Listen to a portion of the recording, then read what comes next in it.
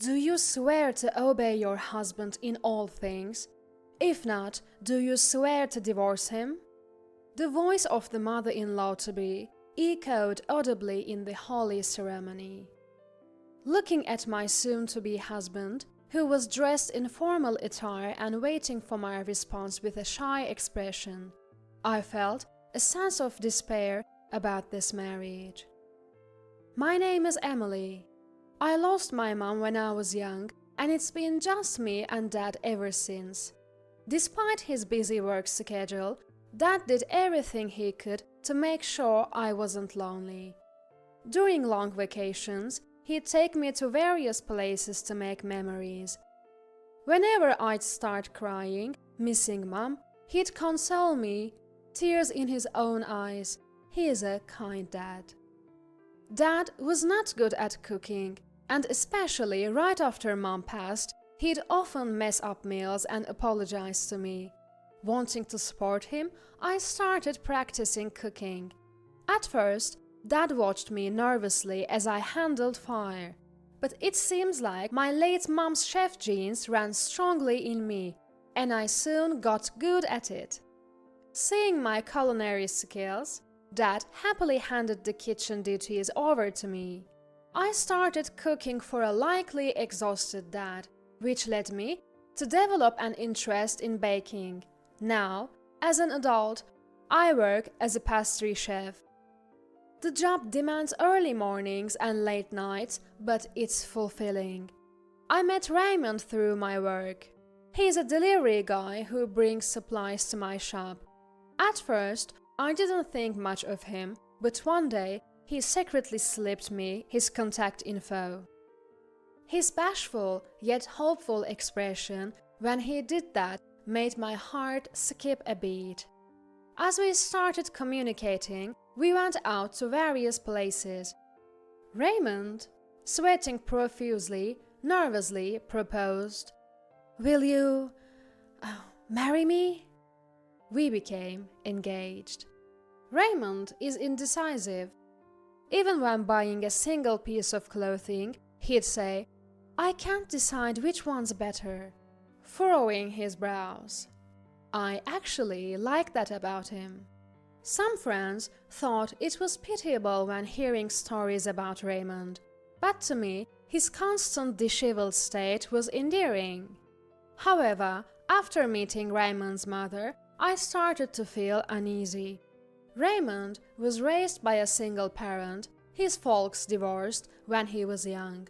He described his mom as a kind woman, but when we visited before the marriage, I didn't get that impression at all. "So, you are the beauty Raymond's bringing home?" Well, it would be rude to say more." The first words from her were an insult. Raymond, probably tense at the meeting of his mother and girlfriend, didn't defend me. I didn't expect much from him, but the sudden insult from the mother-in-law-to-be was a bit of a shock. When she found out I was a pastry chef, she looked disgusted. Apparently, she'd seen a TV show featuring the busy life of a pastry chef. "Can you take care of kids when they arrive, considering your job? Even taking care of Raymond is questionable. You'll be his wife. You'll have to dedicate yourself to him. Naturally, you'll quit your job once you're married, right? Raymond lives alone and can handle household chores just fine. He keeps his place neat for a guy, so I don't need to quit my job just to take care of him.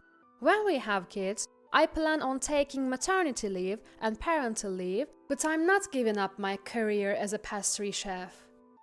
When I told this to my future mother-in-law, she turned bright red. "You can't do that. You should quit your job and become a full-time housewife. The role of a wife is to maintain the home. Times have changed. If we have kids, I want them to see a mother who's passionate about her career." "My word!" My rebuttal ignited her rage, and we were practically at each other's throats. Raymond was visibly stressed out in between us, and in the end, when I left his family home, he offered to walk me out. We were silent on the way to the station. I like Raymond, but I had no confidence that I could get along with that mother-in-law. I was starting to think this marriage wouldn't work. Then Raymond spoke in a subdued voice. "I'm sorry, my mom's a single mom and she's always been on edge, just trying to protect me. She's stubborn but kind. I'll make sure to tell her about your good qualities." I had been about to say that the marriage was off, but his words silenced me. I remember how hard my own dad had worked as a single parent and thought maybe she was acting that way because she truly cares for Raymond. "Don't worry about it. I'm sorry for fighting with your mom. Next time we meet, I'll try to get along with her." Raymond nodded happily at my words, and we said our goodbyes. We had planned to meet each other's parents on our next date. Raymond said he was nervous, but having met his mom once, I felt prepared. I doubted anything worse could happen when meeting parents. I patted Raymond's shoulder to encourage him, and we waved goodbye. On the train home, I pondered whether I could get ever along with his mom. Raymond had spoken up for me, so I believed he would defend me next time too. However, that next chance didn't come until our wedding day. Even when we wanted to meet our parents, his mom kept saying she was too busy. My dad was concerned, but what could we do? Even on our wedding day, his mom didn't attend. Raymond kept apologizing. "I'm sorry, my mom's been really busy lately," and even bowed to my dad. I wasn't bothered by her absence since we didn't get along to begin with. I told Raymond I didn't want much to do with her even after the marriage. Raymond said, "If we can keep our wedding vows, then that's fine by me." Little did I know, this would be the beginning of a surprise on our wedding day. On the day of the wedding, Dad was crying when he saw me in my wedding dress. I couldn't help but laugh at the sight of Dad tearing up even before walking me down the aisle. "You better be happy, you hear me?" Through his tears, Dad said this, and I smiled and nodded. Raymond, who had been told to take care of Emily, was also grinning shyly. That's where my sense of bliss ended. I was standing with Dad in front of the chapel doors, nerves running high. Music began to play, and the double doors swung open. Before me lay the aisle, and at the end of it stood Raymond and, oddly enough, his mother. With arms linked, they both grinned, waiting for Dad and me to walk down the aisle. Dad whispered, "Who's that?" in a confused voice. To which I frantically replied, "That's Raymond's mom." The event staff seemed flustered too, but Dad and I began our walk down the aisle. Raymond was supposed to meet me halfway, but instead he stood with his mother at the altar.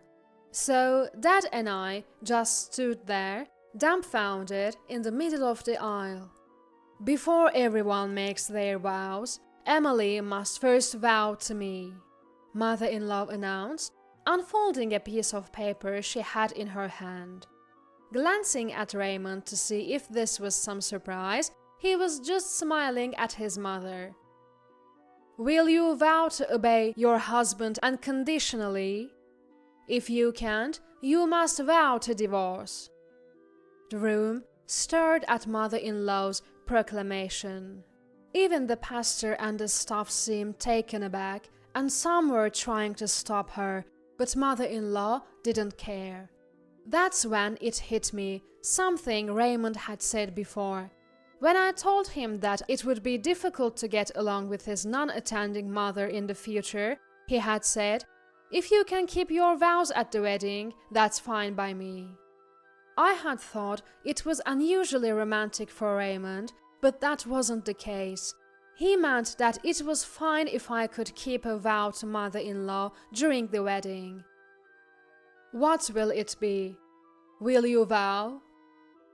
Mother-in-law was grinning down at me, and inside I thought, no, I can't.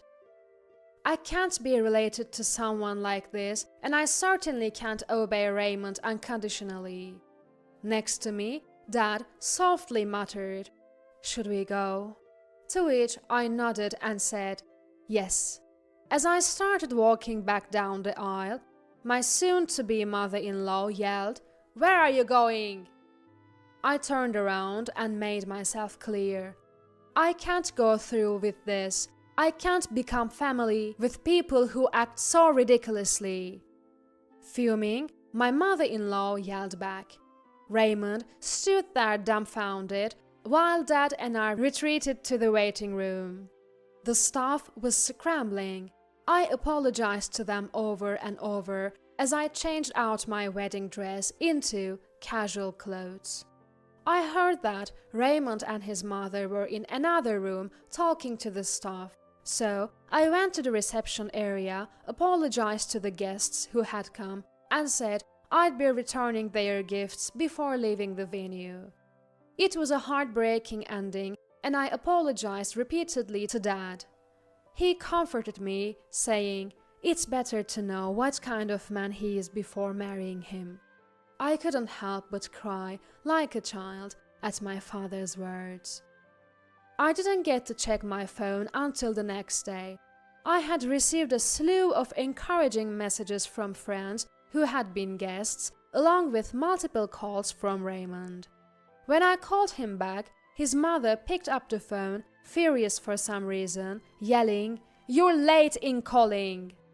"Why are you answering? I wanted to speak with Raymond." "Raymond is inconsolable because you ruined the wedding. We were preparing a wonderful surprise, and now you will pay damages. Be prepared." Turns out, Raymond was apparently fired from his job. He had been working for a small delivery company. The owner was outraged by his outrageous behavior at the wedding and had declared him fired. Raymond was also being criticized by both my friends and his, sinking into depression. His mother blamed it all on me, saying I had ruined the wedding. I was more astonished than angry. It was the first time I had felt such a deep, cold rage. I waited for her to catch her breath and started talking. "I'll be the one asking for a compensation. You ruined my wedding. Cover all the expenses for the venue, and needless to say, I won't be marrying Raymond. Please convey that to him." "You can't be serious. You expect him to pay while he's this upset? You are unbelievable." "The only one who's unbelievable here is you, don't you think? From what I've heard, your divorce happened for a rather selfish reason, too." "What?" "You cheated on your spouse, tried to marry your affair partner, who then ditched you, and you only want custody of Raymond because you're his mother." Raymond and I had met his father on a date after we had said hello to mother-in-law. His father, who had continued to pay child support until Raymond was an adult, revealed the reason for the divorce while drunk. "Be careful, she's a selfish person. Raymond, make sure you protect Emily," his father had told us. But those words never resonated with Raymond. "You think saying sorry will fix this? We're not getting married anymore, and you're paying for the venue and the damages. What made you think I'd be happy with that kind of surprise?" At this point, I was seriously concerned that mother-in-law was going to burst a blood vessel. Just then, Raymond's voice came on, taking over the call. "I'm so sorry. I'm really sorry, Emily," Raymond pleaded in a desperate tone. "You think saying sorry makes it okay? Forget the wedding, but you're paying for the cancellation and venue fees. What made you think I'd be pleased with a surprise like that?" I was on the fence, but my mom said it was a test for the woman who's going to be my wife. Typical Raymond can't make a decision on his own. My fondness for his feeble yet endearing traits was gone. I was furious with Raymond for not considering my feelings, for not having an opinion on his own. I don't want to hear your voice anymore. I'll consult a lawyer from now on. So, don't show your face to me ever again. I hung up on Raymond, who was still apologizing, and immediately consulted a lawyer that my dad knows. The lawyer was furious when he found out how badly I'd been betrayed. "Let's go all out," he said, and I found that reassuring. As I demanded, Raymond agreed to pay for the damages and the venue costs. The lawyer also filed a claim against Raymond's mom. Raymond and his mom struggled to find a lawyer on their side, and it looked like they had to accept all our demands. I received compensation from both Raymond and his mom and moved out with my dad. It was the lawyer's advice to avoid any potential nuisance. After the move, Dad and I lived peacefully. Raymond couldn't contact me, as I'd blocked his number and SMS. I thought I'd never hear about Raymond and his mom again. However, a few years later, I ran into Raymond's dad at a shopping mall. As soon as he spotted me, he rushed over and sincerely apologized for his son's behavior. According to him, Raymond and his mom had been estranged since the settlement. Apparently, Raymond went on a rampage at his parents' house, blaming mother-in-law for ruining the wedding.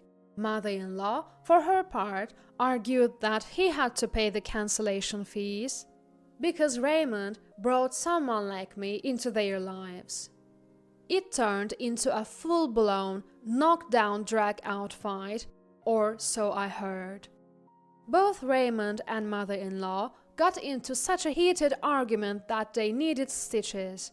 They were so strapped for cash that they had to beg father-in-law for financial help.